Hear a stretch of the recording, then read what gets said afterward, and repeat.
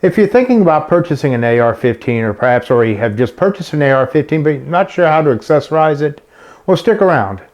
I'll show you how I've accessorized my AR-15 from Daniel Defense.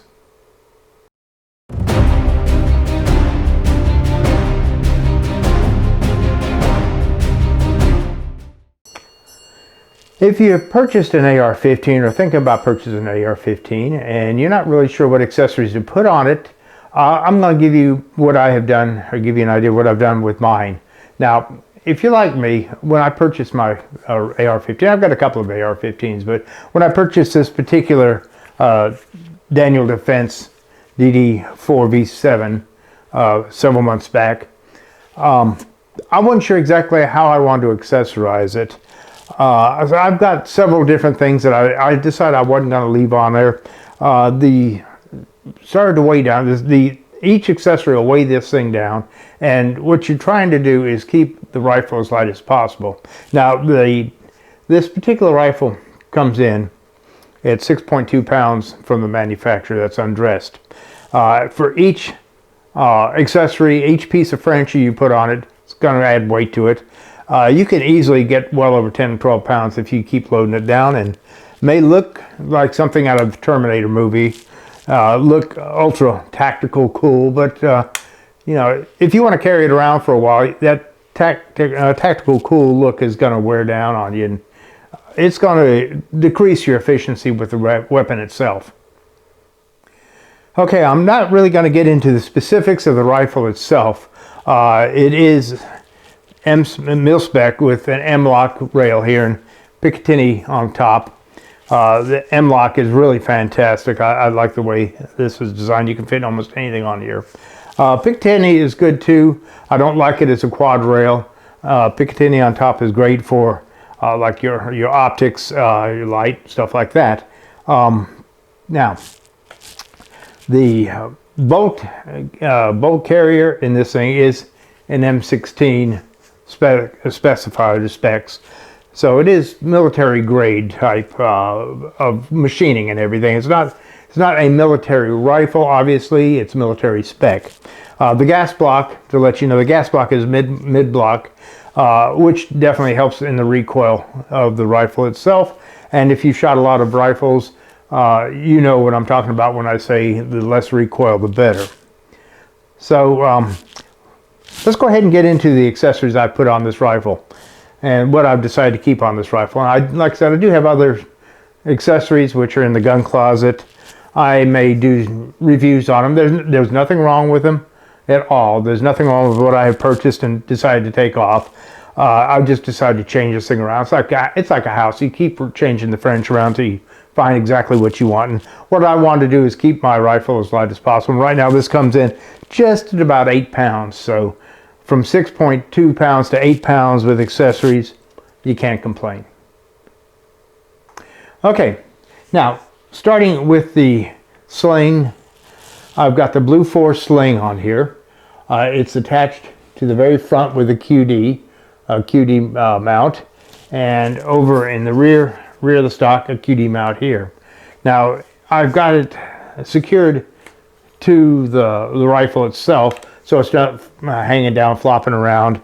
A lot of people use rubber bands or something like that. I went ahead and I've just used a piece of Velcro that is on here, and I just can rip the Velcro off when I want to use the sling. Now, iron sights. I put iron sights on this particular weapon. These are the Magpul. I went brain dead there. The Magpul M Plus iron sights. I use these as backup sights. They can be used through the optics themselves. You can utilize these looking through the optic, the red dot itself. I do have Delta Defense iron sights as well, but they are not flip down. They're nice sights, but I wanted something, after trying them out for a while, I did want something that I was able to flip down when I wanted to flip them down. Now, the light itself, it's a Surefire light, which it's got the control on the top, and you can just turn it on, turn it off, and have an option to leave it on. It lights up a room. This is about 1,000 lumens, so it lights up the room pretty well. It's also very sturdy on the side rail here. I also have from Magpul again some grip, diesel grip units here that go onto the M-Pool. They also help reduce, because this barrel will get hot if you start to shoot it a lot, as all AR-15s will. This will help with the grip if you're hot and sweaty, plus also reduces the fact that, or any chance of getting burned. Do have the forward grip on here, which is the Daniel Defense forward grip, came with the rifle.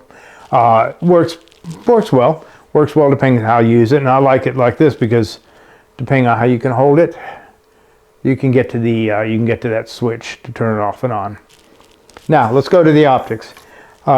This is my pride and joy right here for the optics. This is an Aimpoint Comp M5S red dot. Battery life on this thing is 5 years. It takes a AAA battery, built like a tank. You can't complain. It also comes with a quick release lever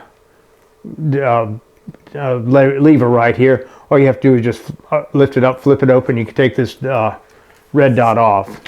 I haven't had a chance to really take this out to the range and use it yet, but I plan on doing that shortly, within the next couple of weeks. My next purchase plan is going to be a suppressor for this rifle itself. I'm looking at a place online. It's called Silencer Shop. Look them up online. They've also got a YouTube channel out there. You can go through the Silencer Shop. If you have a firearms dealer you're dealing with that's got a kiosk for this Silencer Shop, it makes purchasing the suppressor a whole lot easier and a whole lot more pleasant. And I think in some instances it can save you a few dollars too. But I'm going to try to get a quick detachable, probably just going to be a 5.56 suppressor. 5.56 is practically known as a specialty suppressor. You can shoot .223 for it, through it, but I'm going to get the 5.56 suppressor for this. I'm just saving up my money to get that because I had to save up my money to buy this little guy right here. This like I said, is chambered in 5.56. Can shoot .223. Actually, that's about all the accessories I'm going to put on this thing. Oh, one other thing I forgot. Most people say you don't need a laser. I don't really need a laser, but I do have a Viridian laser right here. This Viridian laser is kind of handy. It comes in right where the grip's at, so you can see the grip is right here while I'm holding it, and I can just stick my finger around there and just go ahead and there it is right there. It's green laser. Don't really need a laser. I didn't want to really get one that was hanging off. Like I said, I didn't want to look tactical cool or tac cool or whatever you want to call it. But in case I didn't need a laser, I've got one right here. The Viridian is an excellent choice. It also can be used to manage your grip on the front barrel as well. So this is a cute little guy right here. No other word for it. So right now, like I said, it comes in from 6.2 pounds to about 8 pounds. Very manageable. Of course, I don't have any ammo in it right now. And what I like to do is get some videos of me going out to the range to shoot this. However, it's going to be a while before I get to the range, at least the outdoor range. It's about an hour away. And I'm going to wait until it warms up a little bit. Right now, as I'm filming this, it's about 30 degrees outside. And I don't feel like going out there in 30-degree weather with the wind blowing and trying to enjoy myself and videotaping at the same time. So that's how I've accessorized. Everybody's accessory choice, it's an independent decision. You may not want to go with a light. You may want to go with a different light. Your choice of optics, you may not want to spend. Aimpoint, the Comp 5S is not an inexpensive piece of glass here. It's very, very expensive as far as glass goes. There are more expensive than that, but That's what I wanted. That's what it saved up for. It's all up to you. How you accessorize your AR-15 is up to you. Don't let anybody tell you how you should accessorize your weapon. It's a personal choice. But you'll find yourself switching furniture out, swapping things around. That's part of the fun. That's why they have bank accounts to go down so quickly. That's a hobby also, and it's also great for self-defense. I can't think of anything else I'd like to say about this rifle at the moment. Like I said, I didn't want to get into a in-depth review of the Daniel Defense DD4V7 at this point, because there's many other videos out there that gets into great details about this rifle. It is a high-end rifle, very nice. I've shot it, I've probably put about 400 rounds to it right now. I've only had it for a few months. I can't get to the range that often. I shoot this on the indoor range as well too, so that's why another reason I want to get the suppressor, kind of cut down on some of the people next to me who go deaf when I shoot this thing. So if you haven't subscribed to this channel and you liked what I've just shown you, please consider subscribing and click that bell for future notifications. I'd like to go ahead and do some more in-depth reviews of the light itself, the aim point, sight.